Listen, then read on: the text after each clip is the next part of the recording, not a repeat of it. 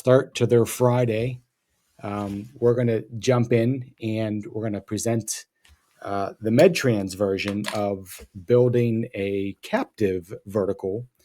And the ambition for today is really to have a conversation about um, how to get like class of trade businesses together and optimize that relationship within a captive, because we all know that captive insurance is growing in popularity. So, with that said, allow me to introduce myself for those that don't know me. My name is Phil Holoka. I work out of Pittsburgh, Pennsylvania, and the captive management firm, is Complete Captive Management Services, and we are a full service captive management firm. So today, we're going to talk about our experiences of forming a group captive and how we think that we can present a smoother solution for ambitious health plan consultants to build a captive solution. So, with that said, how about we jump right into it? So, what we've learned, and MedTrans Insurance was formed back in 2010. And at the time, we were a fronted reinsurance agreement or captive, and our fronting carrier had equal ambitions for our success. And one of the things that they said was, Phil, we love what you're trying to accomplish. However, we do have some of our own expectations of you in order to make this work. So, what we have done is we formed a opportunity for consultants to get into the captive space, get into the opportunity to form a group captive like program without all of the stresses and fears of failure if you don't achieve the specific goals. So, what happens is after you vet out all of the things that need to be vetted out for the formation of a group captive, and those things include where are you going to domicile your captive, who is going to be your captive manager, who will your fronting partner be. These are all very big decisions that need to be made. And this is even before you put clients into the captive program. So once you figure out where your captive is going to reside, the next thing is you've got to work with your newly formed relationship with your fronting carrier. And that fronting carrier is going to say, you need to achieve certain growth within a really 8 to 16 month period. Because what's going to happen is the fronting carrier is going to do all of the policy underwriting. They're going to issue the quotations. They're going to do a lot of work up front without receiving any revenue. Because remember, a fronting carrier charges a fronting fee, and that fronting fee is generally a percentage of the premium collected. And if your captive doesn't collect premium for the first 4 or 6 months of your operations, that means the fronting carrier has done a lot of work without having any compensation.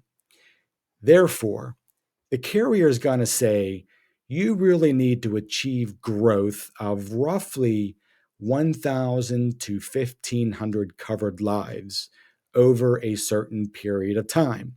And the reason is the fronting carrier needs to have some sort of return on investment. So this is a mad dash race to talk to as many employers as possible to achieve captive growth. Now, fast forward 12 months. All of the service providers that started doing work with you when you formed your captive, now need to be engaged to do work within that 12-month period. So, in other words, if you start in January, December comes around and you're going to have to re engage the actuary, the auditor, captive manager. All of these service providers have their fixed expenses to them. So, in other words, if you don't achieve 1,000 or 1,500 life groups, your captive could be in jeopardy of being able to pay for those service providers at the first renewal. Okay. So forming a group captive is a good thing. However, there is a lot of stress if you don't achieve growth. With us, we want to take a crawl, walk, run approach. And that approach really looks like this. If the health plan consultant reaches out to us and says, hey, I've got this client who is in the food manufacturing business, for example, and this group is really looking to participate in a captive, we'll then allow that food manufacturer to come into our MedTrans risk pool. And then that health plan consultant, he or she has, if they have ambitions to reach out to other food manufacturing class of trades, then we will support them to help grow that opportunity.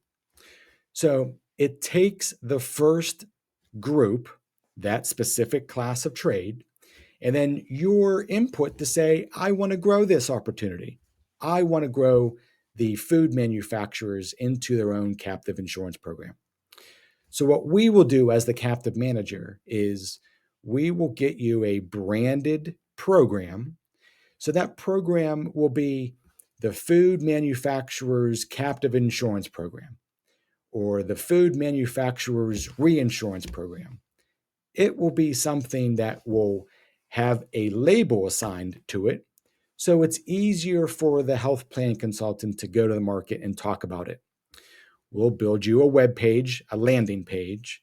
We'll provide you branded marketing material. So you'll have leave behinds and email marketing attachments that you can send out. And we, as the captive manager, can help promote it. We'll do unlimited calls, we'll do Zoom calls, and so forth. And then we'll even provide you an email address of your branded website. Okay. So that's the crawl approach. And that really happens if you have one or two groups with the same class of trade. Now, you may say, now, wait a minute, Phil, I've got an entire book of business, 50 different clients, but they're all different class of trades. Can you do a vertical for us for different class of trades? Well, yes, we can do that as well. Okay. The next step is once you achieve 3 or 6 groups within the captive, we will effectively look at you like a vertical manager. And the roles of the vertical manager is really to continue the growth of that food manufacturing vertical, as well as you'll have the ability to customize our existing policies and procedures. So, in other words, our underwriting procedure may have a framework that you want to change. So, for example, our current framework allows for employers with as small as 20 covered lives on the health plan. But you may think, well, that's too small. We want to do 50 and above. Well, we can change our underwriting policies for you. So we can customize the policies and procedures as you start adding groups to the vertical. And then we can also get specific committees because over time, your verticals want to participate in our executive committee panel. It's going to want to do an underwriting committee. So you can start forming these committees to help in the governance of your captive vertical. So effectively, you're going to become a trusted advisor. You're going to become the consultant for all of the groups. Now, what's unique here is you don't necessarily have to be the health plan consultant. If you reach out to a competing broker, for example, you may say to him or her, "Hey, we have this food manufacturer captive. We're growing it. You should consider joining." And that doesn't mean that that broker is going to lose his or her health plan consulting relationship when that employer joins your vertical. Your role, when a different broker comes into play, your role is to help guide the entire vertical, the captive level, not so much at the health plan level. Okay. So you can walk as soon as you add roughly 3 to 6 groups. Now, after you add the seventh group, the group, all of the members within the group, they may say, well, I want to form our own risk pool, or we want to do things a little bit different. So, forming your own risk pool really means having a set of documents that really get to be customized on how risk is shifted and shared amongst all of the other risk pool participants. So, think of it like this: MedTrans looks like a hotel, the four walls of a hotel. And then your vertical is really kind of the first floor of the hotel. Only employers within that risk pool will share risk with each other. So that could be a good or bad thing, but mostly it's a good thing because we have discovered that most employers like to share risk with other employers within the risk pool. Okay. Now, as the vertical manager, you may want to share profits within the risk pool.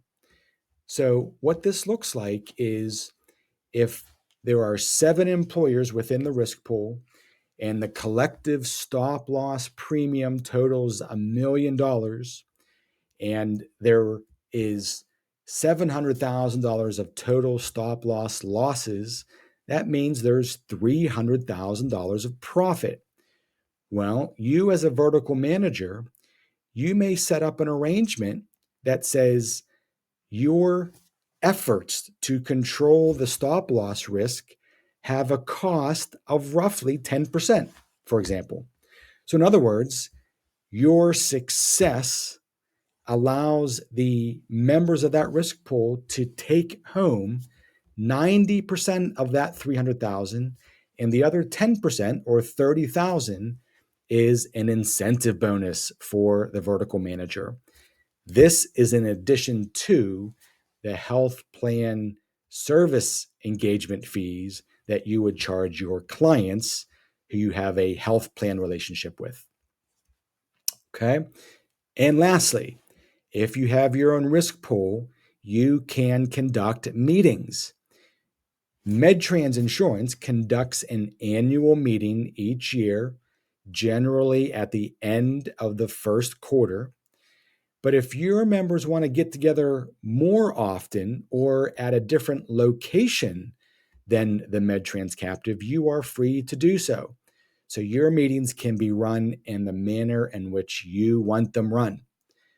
The most important part of this overall program, the crawl, walk, run approach, we don't care how long it takes you to achieve 7 groups. It could take you 6 months or it could take you 6 years.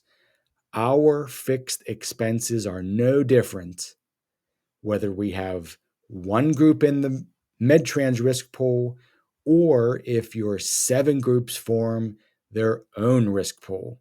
So that's a very mellow way to invest in an opportunity to form your own vertical without the pressure within a certain time frame. So, with that said, if there are any questions, we're happy to answer them for you. If you'd like to know more about what we've done for other consultants and verticals, we're happy to talk about that as well. So, any questions?